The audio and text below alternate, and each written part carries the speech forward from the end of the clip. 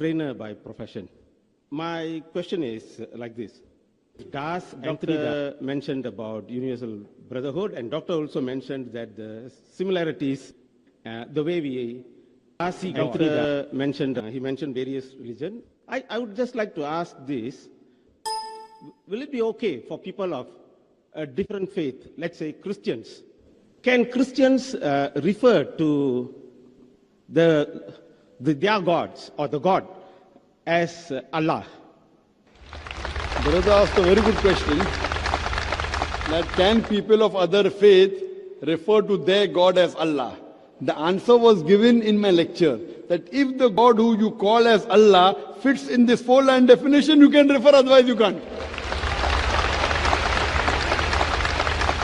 And I gave you a sample, a test, that there are some human beings in the world who call Bhagavan Rajneesh to be God. Now when you put Bhagavan Rajneesh to the test of Surya Ikhlas, it fails. So if you call Bhagavan Rajneesh as Allah, it is totally wrong. The same way the God you are worshipping. Which God do you worship as? I am from the Christian faith. According to Christian faith, I am a student of comparative religion. I know what Bible says. I have studied the Bible. I can quote the Bible from my mind. I am asking you, who do you believe to be God? The creator of earth. Yes, creator, no problem. But do you believe Jesus to be God? Jesus is the Son of God. Son of God. If God has son, then he is not God. Then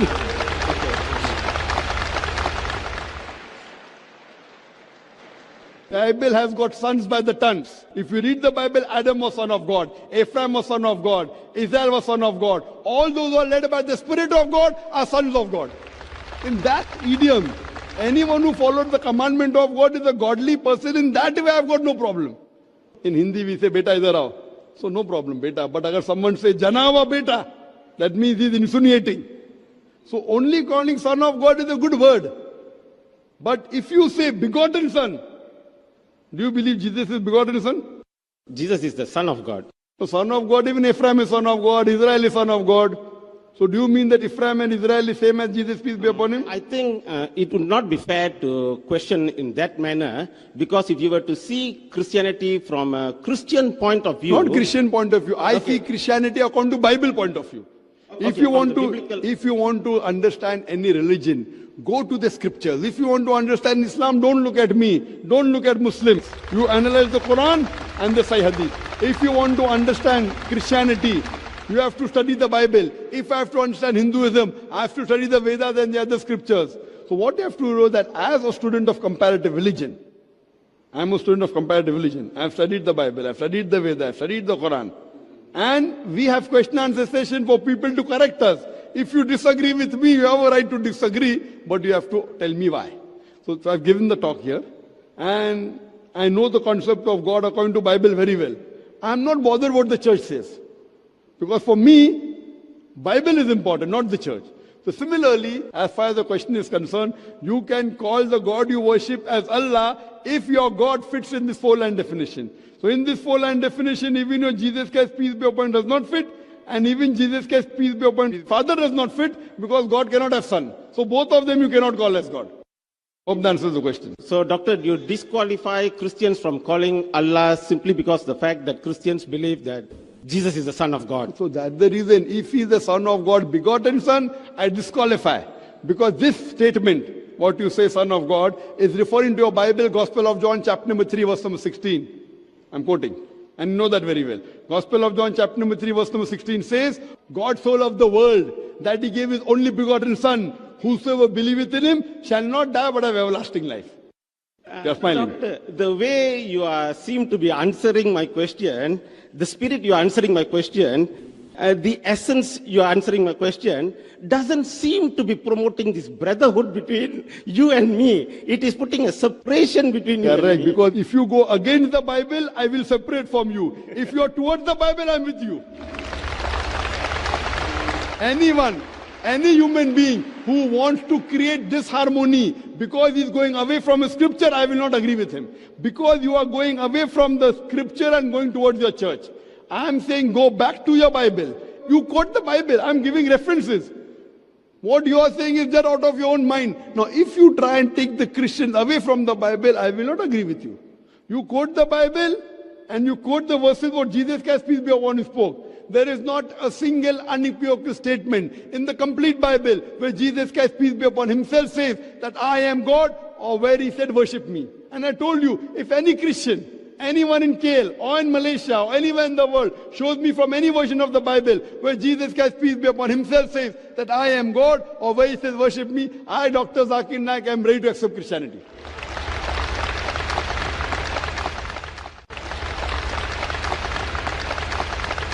If Christian means a person who follows the teachings of Jesus Christ, peace be upon him, we Muslims are more Christian than the Christians themselves. Jesus Christ, peace be upon him, according to the Gospel of John, he was circumcised on the 8th day. Brother, are you circumcised? No, I'm not. I'm circumcised. So I'm following the teachings of Jesus Christ, or you? If you read the Bible, it's mentioned in the book of Ephesians, chapter number 5, verse number 18, don't have alcohol. It's mentioned in the book of Proverbs, chapter number 20, verse number 1, that do not be drunk with wine. Brother, do you have alcohol? I have never tasted alcohol in my lifetime. But the Christians as a whole have or not? Say again? The Christians have as a whole or not? I haven't. I'm asking the Christians as a whole. I haven't. The Christian as a whole. Do they have or not? I haven't. I would not want to speak for other Christians. Fine. You don't have. Or do you have pork? Say again? Do you have pork? Yes, I have. Okay, now I'm quoting you. If you read the Old Testament, if you read the book of Deuteronomy, chapter number 14, verse number 8, in the book of Isaiah, chapter 65, verse number 2 to 5, in the book of Leviticus, chapter number 11, verse number 7 and 8, it says you should not have pork. I don't have pork, you have pork. If Christian means a person who follows the teachings of Jesus Christ, peace be upon him, we Muslims are more Christian than the Christians themselves. I am promoting communal harmony.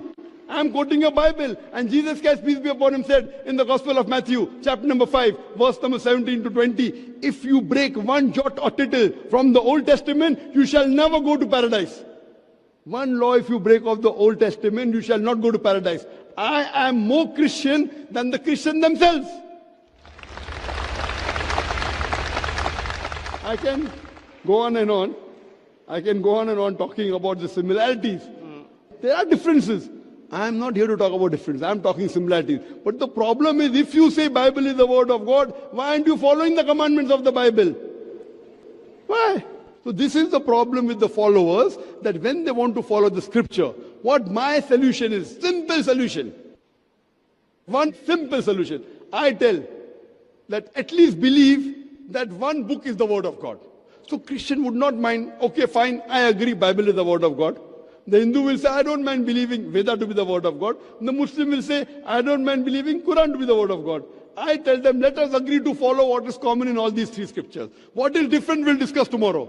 Right or wrong, we'll discuss tomorrow. Let us agree today that let us follow 100% what is common in all these three scriptures. As I told in my lecture, that all these scriptures talk about one God. This God has got no images. He has got no picture, no portrait, no father, no mother. I have given quotations from the Old Testament, from the New Testament. I have given quotations from the Old Testament, New Testament, from the Vedas, from the Quran. Point number one. Let us agree there is one God. Worship Him alone, not Trinity. Not triune God, one God. Next, I had given a talk yesterday in Jawabaro. Muhammad Sallallahu Alaihi Wasallam in the major world religious scriptures. Muhammad Sallallahu Alaihi Wasallam is not only mentioned in the Quran, he's prophesied in the Old Testament, in the New Testament, in the Hindu scriptures, in the Vedas, in the Upanishads, in the Puranas. He's prophesied in the Parsi scriptures, in the Buddhist scriptures. Let us agree to believe that Prophet Muhammad is the last and final messenger. So easy. All the scriptures say don't have alcohol. Bible says don't have alcohol. Quran says don't have alcohol. The Hindu scripture, Manusmriti says don't have alcohol. Let's stop having alcohol. So easy. Bible says do hijab. All the ladies should do hijab. They should cover their head. Only you see nuns and Mother Mary. You know Mother Mary? Mother Mary, her photograph is just like a Muslimah. Properly covered. But when you see the other ladies, no. If you read the 1 Corinthians, chapter number 11, verse number 5 and 6, it says, if the woman that does not cover her head, she dishonors her head should be shaved off. Even in Islam, in Quran, it doesn't say that the woman who uncovers the head should be shaved off. This is how strict the Bible is for the woman to cover her head. But most of the Christian women, we see the heads are uncovered. So I'm trying to get communal harmony, not discord.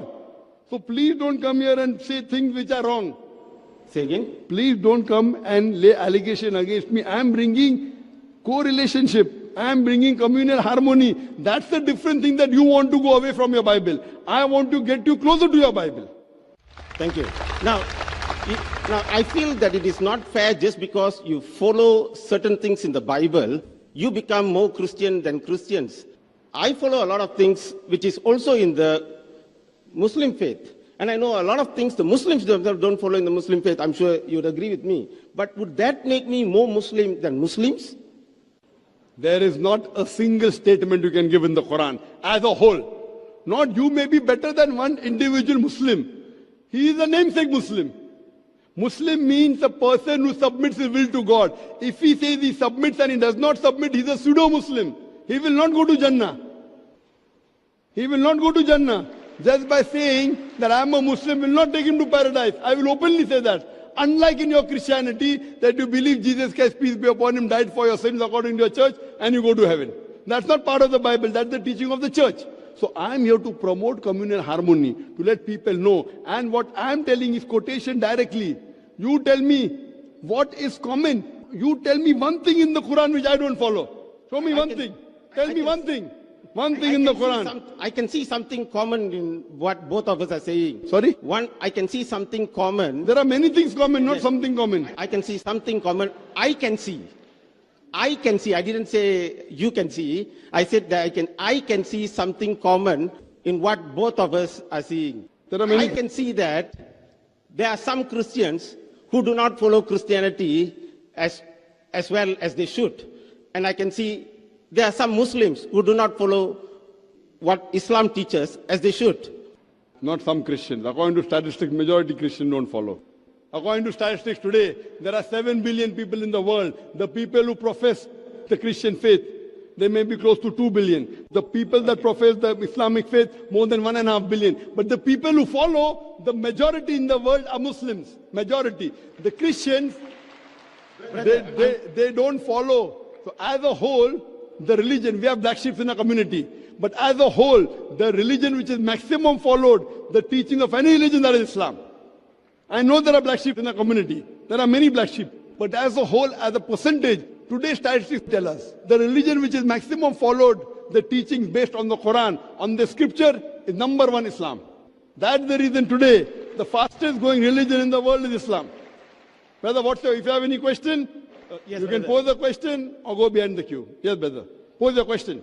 Shall I? Okay. I just like to end by saying, I would like to say that, okay, I rephrase. There are some Christians who are not following the Christian doctrine.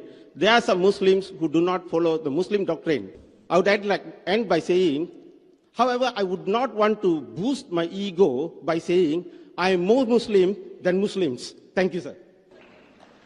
Brother said there are some Christians who don't follow. Not some Christian. Majority people who claim to be Christians are not following the Bible according to statistics.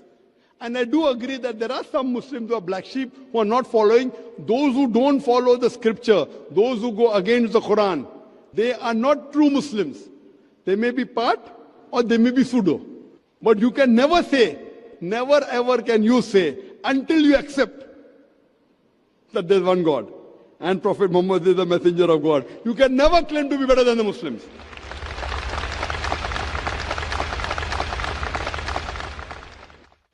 Can we have the next question from this mic? My name is Tina. I'm a pharmacy student and I'm a Hindu. Dr. Zakir, I just want to ask, you're from India. I'm not so sure whether you're familiar with this practice among Indians, regarding this leaf that you go and consult someone. And if you manage to find your leaf, based on champagne and other things like that, your whole life, your name, parents' name, past, future, what's going to happen is all written in that leaf. I don't know whether this is a practice of Hinduism or is something made by the temples or people. And if so, if everything is already written, how is it comparing Hinduism or maybe this practice with Islam, faith and free will? Thank you.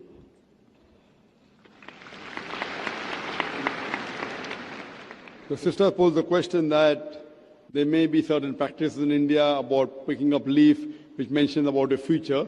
There are different types of practices. It may not be part of the scripture, but there are different types, mainly talking about the future. Jyotish, you go to Jyotish, to a fortune teller. Go to a fortune teller, different types.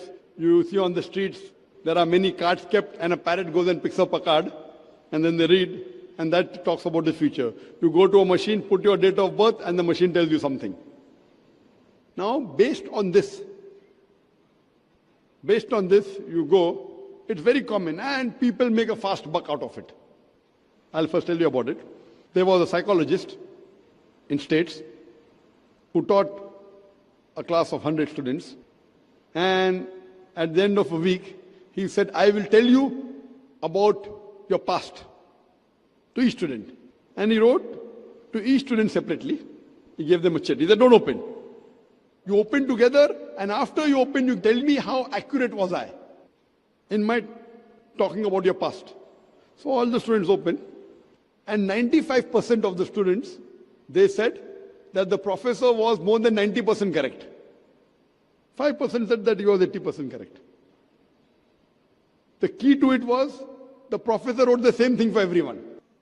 For example, you go to a machine and give a birth date, and the machine will tell you something bad is going to happen in the next 10 days. Even if 100 good things happen, something bad will happen. The next person, the machine will say that something good is going to happen. Even if 100 bad things happen, something good will happen. So most of these things, talking about the future, it's a big fuss. Sorry, I just wanted to say, because like my family, it's a thing to do this. So my leaf was found and they read it. So things in it like, because, science student try to think logically, rational, whether it's possible. Because sometimes when some things they say, for example, this is your mother's name, they got it correct. This is your father's name, they got it correct. And I think it's in Sanskrit, so it's like you have to believe entirely what the guy is saying, because you can't check it yourself, whether it's right or wrong. I think I was 16 when I read it, so they said the age where you read it was 16. There's still like, maybe out of 10 things, 8 things he got correct. And it's like, sometimes I try to think, how do they do this? And it seems a lot of people also come. So it's like this logic and the fate, it's like there's a fight there. Which should I believe? I'll just come to it, sister. Let me complete my answer, and that will cover your question also. As I was saying, that most of the people that do is a big fuss. It's a big gimmick, just to make fast money. What Quran says, which I mentioned in my talk, Surah Ma'idah, chapter 5, verse number 90, Ya alladhina amanu, O you believe in namal khamru or maisuru, most certainly intoxicating and gambling. Wal ansabul azlamu, dedication of stones, divination of arrows, rishtu min amali shaitan. These are Satan's handiwork. Fashtanibu lakum tuflihun. Abstain from the handiwork that you may prosper. Here Quran says alcohol, gambling, fortune telling, and dedication of stone. Fortune telling is same. These are Satan's handiwork. Abstain from it that you may prosper. Quran does not say that no one can predict the future. See, many Muslims don't realize what the Quran says. Alcohol, gambling, fortune telling, dedication of stones. These are Satan's handiwork. Abstain from it. Quran does not say no one can predict the future. But most of the people who predict the future, they are just doing a gimmick to make fast money out of it. Based on the Quran and the Hadith, we come to know that there are Hadith of the Prophet ﷺ, that there are jinns who listen and they pass on the message to certain people. We as Muslims should not be involved in it. It is prohibited. But that does not mean no one can predict the future. Most of the people who claim are all wrong. But there may be certain human beings who can predict the future. But we as human beings should not indulge in it, whether it's right or wrong. It will be bad for us. So based on this, the Quran says you should not indulge in it. Quran does not say you cannot. There are many people who talk about palm reading. And there are times when some people are 50% correct, some people are 70% correct. If you put heads or tails, 50% will be right, sister. Heads or tails, 50% will be right. So some people do it just by chance. There may be few, maybe a very small percentage who may have the art of knowing about the past. That is mentioned in the Hadith of Prophet ﷺ. But we as Muslims should not indulge in it. We should not indulge in black magic. We should not indulge in fortune telling. Why? It will cause us harm. So in this context, sister, we as Muslims are not allowed. There may be a very small percentage which may tell quite a major portion of your past or of your future. A very small portion. But we as Muslims are not allowed to indulge in it. That's a commandment, like how we are not allowed to have alcohol, we aren't allowed to gamble. So indulging in it is not good, it is prohibited. The same thing I'll tell you, that as a human being, if you agree that Quran is the word of God, the Quran does not allow a human being to indulge in it. It will be nothing but loss in the long run for you. Hope that answers the question, sister.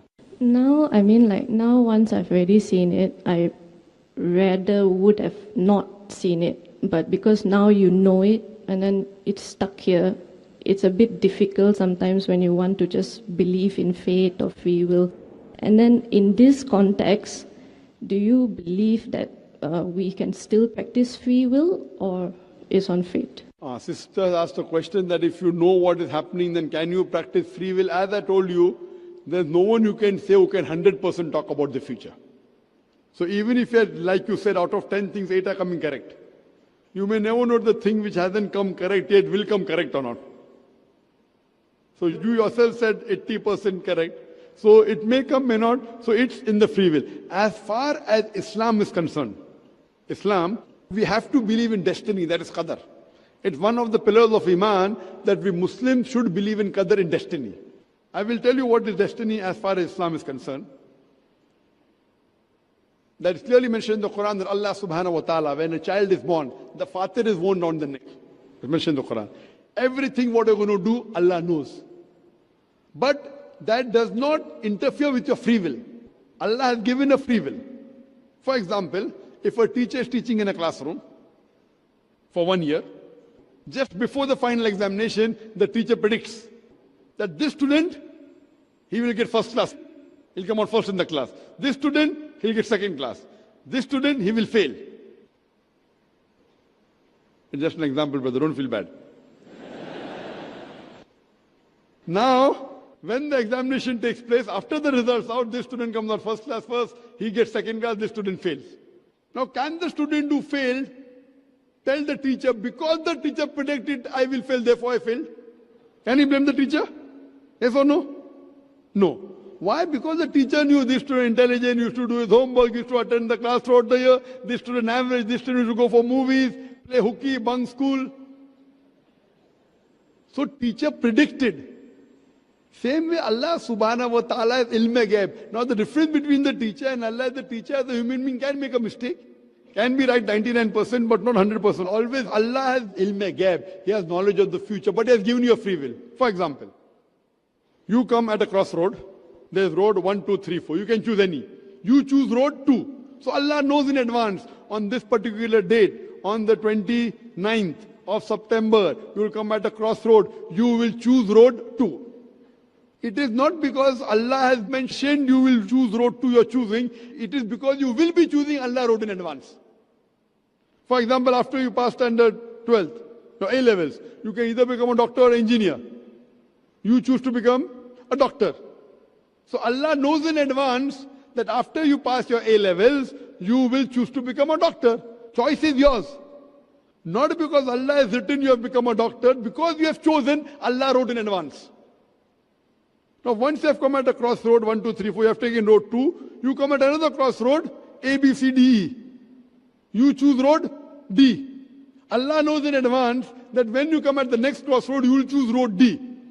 So it is because you will be choosing Allah road. Otherwise people will say, it's mentioned my taqdeer, I will commit murder, I committed murder, who's to blame? Allah is to blame, not me. If it's mentioned my destiny, I'm going to rob, I robbed, who's to blame? Allah is to blame. Allah gave you the option that after you finish your college, you can either rob or earn by doing hard work. You choose to rob. So Allah knows after you finish your college, you could do hard work or you could rob. You choose to rob. So you can't blame Allah. Allah knows in advance, Allah is ilm-e-ghaib. So there is something like taqdeer, destiny, in Islam, but Allah has given us the free will. Allah has given us the free will, we are responsible. Otherwise, then where is the test? And Allah says in the Quran, in Surah Mulk, chapter number 67, verse number 2, Alladhi khalaqal mawta wal hayata. It's Allah who has created death and life to test which of you is good in deeds. This life, sister, is the test for the hereafter. So that's the reason Islam says don't indulge in fortune telling about the future. Now as you're saying, something is always clicking here. So you may think that he may have told you, okay, at the age of 30 you'll die. So you may be thinking, oh, I'm going to die. You may not die. So what? If you have done a mistake, forget it, sister. Take it out. You lead your normal life. Try and find out which is the truth. What you have to do, sister? Do a research. Do a research of various religious scriptures. Which is the true scripture that will give you serenity, calmness, peace of mind. Read that scripture, follow it, and forget what the fortune teller has told you. Even if it comes out to be right, no problem.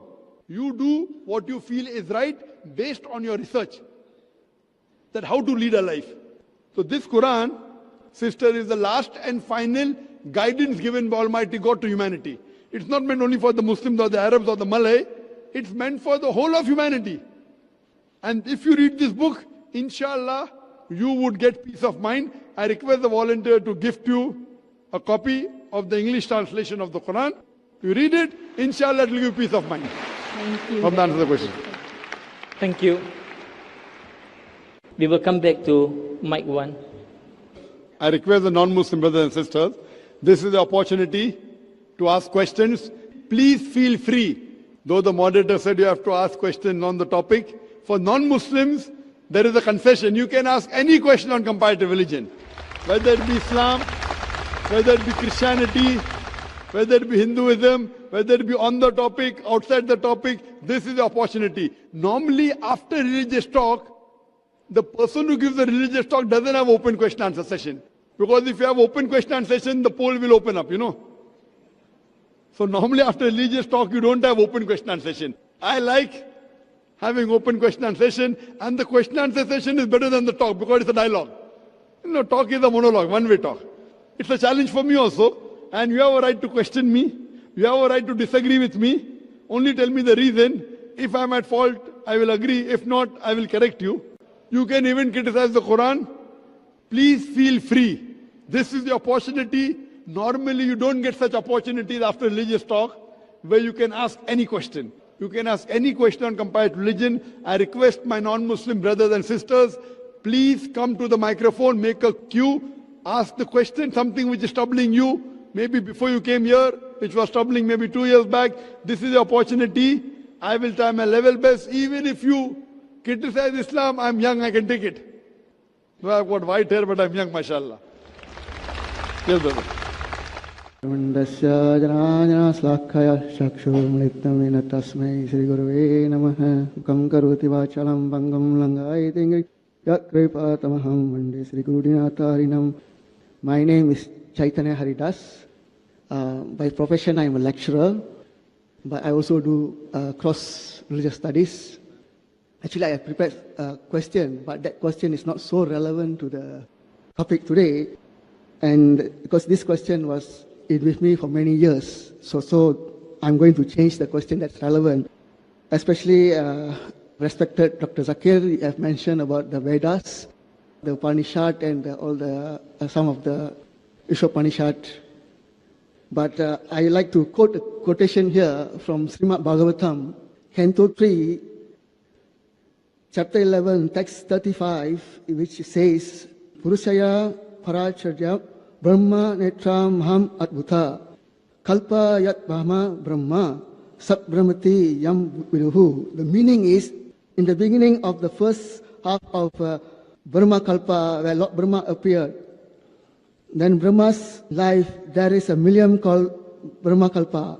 The birth of Brahma, the birth of Vedas was simultaneous with Brahma's birth. So here it's mentioned that Lord Brahma takes birth after birth. And the Vedas appeared when he takes a birth.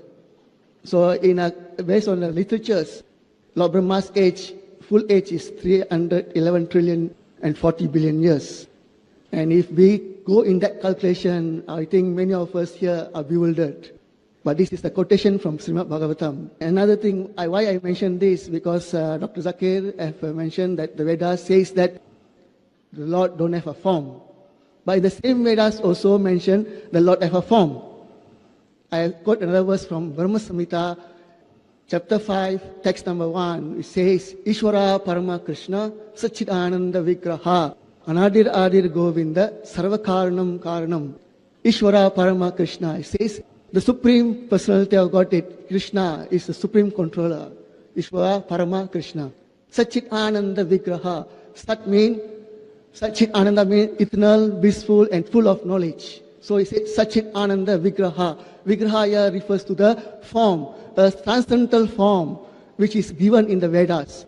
I think when we do a research on the particular scriptures, I prefer that we have a whole idea that the Vedas also mention about the form. And I have many other quotes which says that the Lord have been realized in different forms.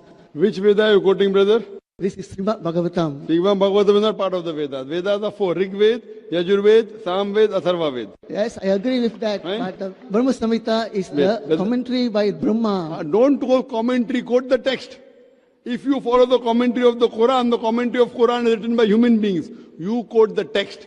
As far as Vedas are concerned, there were many Vedas. Today, there's Rig Ved, Yajur Ved, Sam Ved, Atharva Ved. Yes, that we also have There are four 18 Vedas. we have also 18 Puranas, 108 Whether you- Upanishads, 108 Ishopanishads. Whether you ask the question, let me And we reply. have Iktisas. You ask the question, let me reply. Okay. As far as the Hindu scriptures are concerned, the Hindu scriptures are divided into two types: Shrutis and Smriti. Shruti is considered to be the word of God, revelation from God. In it, you have the Vedas, you have the Upanishads. Then you have the Smriti. Smriti is considered to be written by human beings. There, you have the Ithiyas, Ramayana, Mahabharat, Bhagavad Gita as part of Mahabharat. Then you have the Manusmriti. So between the two scriptures, the Shruti is superior than the Smriti. If there is a clash between a Shruti and the Smriti, you have to follow the Shruti, not the Smriti. Because Shruti is higher. Same way with the Quran. We have the Quran, then we have the Hadith. If there is a Hadith which is not Sahih, it clashes with the Quran, then we keep the Hadith aside. What we have to believe in Quran and the Sahih Hadith, authentic saying of Prophet Muhammad. There are certain sayings which people have manipulated. So when such manipulated Hadith comes, what we do? We reject it. So now I am quoting you Veda. Veda is the highest. No Smriti can go against the Veda. If it goes against the Veda, we reject the Smriti. We follow the Shruti. This I am talking from Hindu scholars. As far as the Vedas are concerned, the Vedas speak, if you read Dayanand Saraswati, the founder of Arya Samaj. Correct? In the Vedas, it only talks about God who has got no image. I know there are other scriptures like Manusmriti and Itihas in which it talks about God having image. But a lower scripture cannot overrule a higher scripture. When there is a conflict, you have to follow the higher scripture. That's the reason I have quoted you Veda. So if you get me a quotation from any book which is a Smriti, it cannot overrule the Shruti. Point number one. Point number two, even if you get me quotation, if there's a contradiction in the Veda, then why follow a book which has contradiction? You take out one contradiction in the Quran. Quran says in Surah Nisa, chapter number 4, verse number 82. أَفَلَا يَتَدَبَّرُونَ الْقُرْآنَ وَلَوْ كَانَ مِنْ عِنْدِ غَيْرِ اللَّهِ لَوَجَدُوا فِيهِ اخْتِلَافًا كَثِيرًا. Do they not consider the Quran with care that if there were contradictions in it, it would never be from God? If there is a contradiction, then that book is not the word of God. Do you understand? So we as students of comparative religion, what we have to do, I am here to talk about similarities. I know there are many things which are differences in Quran and the Bible, Quran and the Veda. I am here to promote peace and harmony, not animosity. Therefore, Quran says, come to common terms as between us and you. I know there are many things which I don't agree with the Veda. I'm not going to tell you about that. Why? Because that will create animosity. So my thing, what I told you, let us agree to follow what is common. What is different, we'll discuss tomorrow. So let you and I agree, if you consider Veda to be word of God, I consider Quran to be the word of God, let us agree to follow what is common. What is common is 100% the word of God according to you and me. But if you selectively don't follow passages of your scriptures, why be selective? You tell me anything from the Quran, which I don't follow, I will say sorry and I'll start following. I don't claim to be a very 100% Muslim, but alhamdulillah, as far as what's my capacity, I try and follow everything of the Quran. You point out a single verse in the Quran, whether you believe the Quran is the word of God or not. You point out a verse and inshallah I'll follow. The same way when I am doing the same thing with the Bible, with the Vedas, if the Christian believes the Bible to be the word of God, if the Hindus believe Veda to be the word of God, you have to follow. I know there are contradictions, but I am not here to talk about the negative point of the scripture. I challenge anyone to point out a single contradiction in the Quran. There is none. As far as the age of the Veda is concerned, according to Swami Dayananda Saraswati, the Veda is 1310 million years old. But the majority of the scholars today of Hinduism say the Veda is approximately 4,000 years old. Today the scholars say we don't know to whom the Veda was revealed, in which part of the world it came. There are differences. Quran, everything is authentic. Yet the scholars believe, even though we don't know what is the exact age of the Veda, even though we don't know where and which part of the world it came the first time, even though we don't know which stage it came to, yet the Hindus as a whole, they believe Veda to be the most sacred. Because they believe, I respect it. I may not agree everything of it. Because I respect, I try and take out the commonalities. So as I told you, Vedas talk about Natasya Pratimasti. Of that God, there are no images. Upanishads talk about that. Vedas talk about that. So if you get me a scripture which is lower, does not contradict, it cannot overrule the Vedas. And if you tell me that there are verses in the Veda talking about, then there's a contradiction. So you as a Hindu, you have to try and find out why this contradiction is that no book of Almighty God, if it's in its true form, can have any contradiction. Same thing, we believe Quran mentions Injil, the Wahi which was given to Isa alayhi salam is the word of God. But the present Bible, I can point out hundreds of contradictions. I don't want to do it. I know I'm a student of comparative religion. So what I say, the present Bible is not 100% the word of God. It's a mixture. It contains the word of God. It even contains the word of the prophets. It even contains the word of the historians. It even contains pornography. I'm sorry to say that. It contains obscene things. So me as a student of comparative religion, I'm not here to criticize the Bible. I'm talking about commonality. Let's come to common terms. If I try and criticize, that will bring animosity. There are certain passages of the Bible I cannot read to you. Even if you give me $1 million, I cannot read. Even if you give me $1 million US to me and say, read this passage in front of the audience, I cannot. Because my religion doesn't allow to read obscene things in front of the audience. You understand, no? But I'm not here to degrade the Bible. I'm talking about common things. Same thing with the Hindu scripture. As far as the Quran is concerned, the language of the Quran is so sublime. You can read anywhere in the world. You can read to your wife, you can read to your children, you can read to your father. But certain passages of the Bible I cannot. So here, brother, I've come for communal harmony. And based on that, I have done research on the Hindu scriptures, on the Jewish scriptures, on the Christian scriptures. Unfortunately, people of most of the religions, they blindly follow what is mentioned by the church, what is mentioned by the temple. What we have to do is we have to ask them for proof. Qul hatu burhanakum in kuntum sadiqin, but if you're truthful. So that's the reason what Dr. Zakir Naik says in Islam is zero. Chapter number, verse number. If I say alcohol is prohibited, it carries no weight. Allah says in Surah Ma'idah, chapter number 5, verse number 90, alcohol is prohibited. So based on this, brother, I am trying to get the Hindus, the Christians, the Jews, the Muslims together to come on a common platform and at least agree to follow what is common in the scriptures so that universal brotherhood will increase. Hope that answers the question. But Dr. Zakir, I think you're limiting the knowledge that is in the Vedas. Vedas contain all the knowledge. That is what Vedas mean. So if you say, I only take the Smriti, not the Sruti, so that is limiting. Because in the way that we are taught, okay, I'm saying there's not one word in the Vedas say Hinduism. So, but always we'll talk about Hinduism. Hinduism comes in the few thousand years ago. Only word there is Sanatan Dharma. So Correct. I'm I'll come referring to to it. See, you're asking Dharma. question, I'll reply, but every question requires an answer which takes few minutes. I'm not saying don't follow Smriti, but if there's a contradiction between the Smriti and the Shruti carries more weight. For example, you go to a doctor who's a specialist, heart specialist, who's done DM in cardiology, and a general physician, MBBS, who's talking about heart. Who will you believe? Suppose the mother has a heart attack. After MBBS, MD, after MD is DM. He's DM in cardiology. Will you follow him or will you follow MBBS doctor for heart specialty? Suppose the mother has a heart attack. Who will you follow? The one I have faith with. Sorry? One you have faith with. Who will you have faith more as a logical person? A DM of heart specialty or MBBS doctor?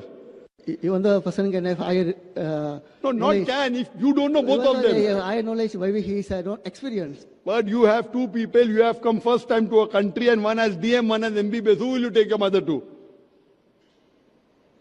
The one who have a D. Correct. So similarly, when there's a contradiction between Shruti and Smriti, you have to follow Shruti. That's what the Hindu scholars say, not I. Anywhere in the world. So you have to tell Hindu scholars are wrong. Now, coming to your word. See, every time you're asking a new thing, I have to clarify. You said the word Hinduism is not there in the Hindu scriptures. Correct. Jawaharlal Nehru, Pandit Jawaharlal Nehru, in his book Discovery of India, he says the word Hinduism is not there in any Indian literature until the Arabs came to India. This word Hindu was given by the Arabs.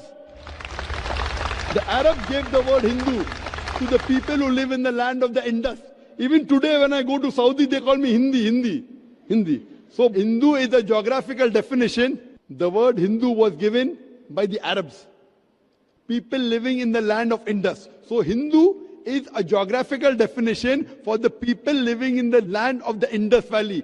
By geographical definition, I'm a Hindu. By geographical definition, I'm a Hindu and a Muslim. Indian Muslim, Hindu Muslim. But if you say Hindu, means those who believe in worshipping idols, then I'm not a Hindu. According to Swami Vivekananda, Hinduism is a misnomer. The right word should be Vedantist. Because they follow the Vedas. Hinduism is a misnomer. It was a word, a title given by the Arabs when they came to India, and today also it got stuck on. Even today when I go to Saudi, they call me Hindi. Yes, I'm a Hindi. And I'm proud to be a Hindi. But I don't believe in doing idol worship. So coming to Hinduism, this is a misnomer. The right word is Vedantist or can be Sanatana Dharma. I agree with you. And Sanatana Dharma believe that God is one and God has got no images. Show me one person who's a pure follower of Sanatana Dharma who says that God has got image. That means you have not studied Sanatana Dharma. Have you studied Sanatana Dharma? I'm still studying. That's why I say. Still studying, yeah. You are still yet studying. You have not passed MBBS also yet. You have not passed MBBS also. Quran says in Surah Nahl chapter number 16 verse 43 and Surah Anbiya chapter number 21 verse number 7, Fas'alu ahal zikri in kuntum la ta'lamun. If you don't know, ask the person who is an expert. So I hope that answers the question. Brother, for next question you can go behind the queue, behind the other non-Muslims. Thank you, brother. We will move to this side of the mic. My name is Shah. I'm a psychology student. Okay, previously doctor mentioned that Allah is God, and not just for the Muslims but also for the non-Muslims, for the blacks, for the whites, as doctor quoted earlier. So, okay, I can accept that Allah is God for everybody. But there was an incident a few years ago on this date called September 11, when there were two towers which were filled with I would presume that they were of the Christian faith, these American citizens. And these two towers were knocked down by an aeroplane which was hijacked and controlled by, from what I have heard, controlled by Muslims. So in that sense, what I see is that the brother is killing the brother. And I just want to know what doctor has to say about that.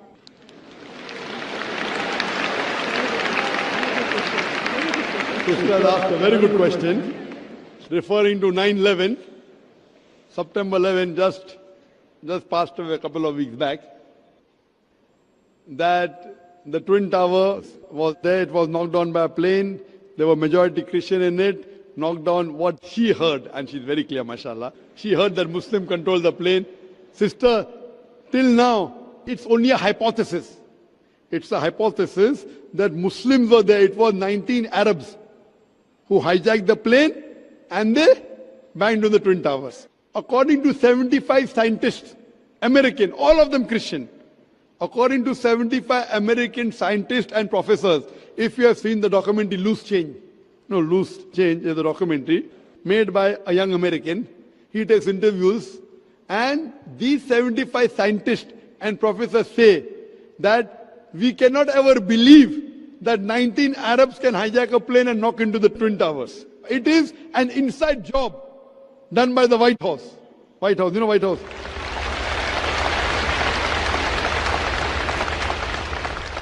Now, I hear everything. I'm hearing from the news, Arabs have done it. I'm hearing from news that Muslims have done it. They found the passport of an Arab in the plane crash, which burned the pillars and all the iron rods, but did not burn the passport of the Arab. So someone wrote that next time they should make the army suit of the Americans in that passport material.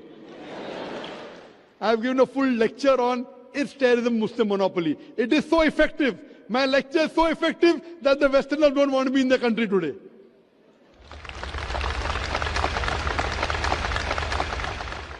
My lecture is so effective, so logical. These people, these Americans, I'm quoting, I'm only giving you statistics, that they had an interview with the person who made the Twin Towers. He said that it's impossible that the fuel of the plane can melt the Twin Tower. And if you see the photograph, it was the Twin Tower came in stages as though there were bombs planted in advance. There are many hypotheses. For example, there's a boy who's speaking on the mobile. Mother, I am Mark Binham. I am Mark Binham speaking. Point to be noted at that time in 9/11, 2001, more than 10 years back, mobile could not reach that level. Point number one. Point number two, when a son speaks to the mother, why will he say Mark Binham? When I will speak to my mother, I'll say Zakir. I'll not say I'm Zakir Naik speaking. When I speak to my mother, I'll say I'm Zakir. I'll not say Zakir Naik. So what you realize, they are trying to make a story and blame.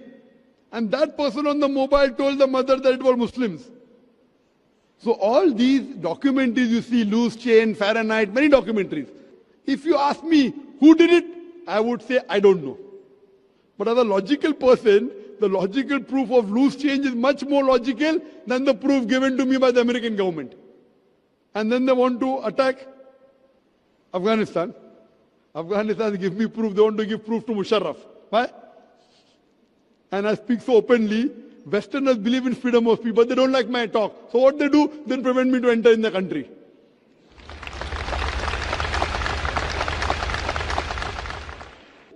I'm telling you, let's have a dialogue. As far as the question is concerned, who did it, keep it aside. I know that there were more than 3,000 human beings who were killed in Twin Towers.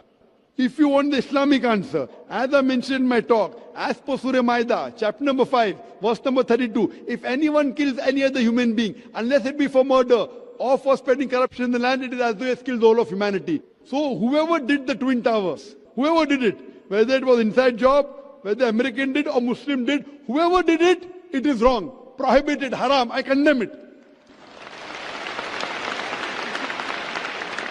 You tell Muslim did, I don't know. Whoever did it, whether Muslim or non-Muslim, American, X, Y, Z, whoever did, more than 3,000 Americans were killed. Even if they were non-Americans in it, it is a haram. I also go on to say, more than 50 people were killed in the tube blast of London. In London tube blast, some say 52, some say 54.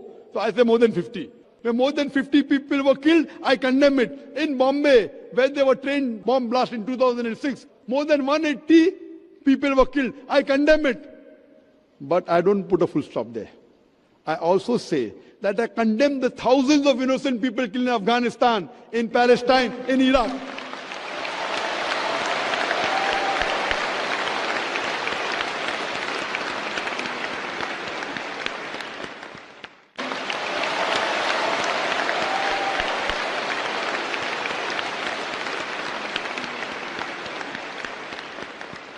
Now coming to the secret.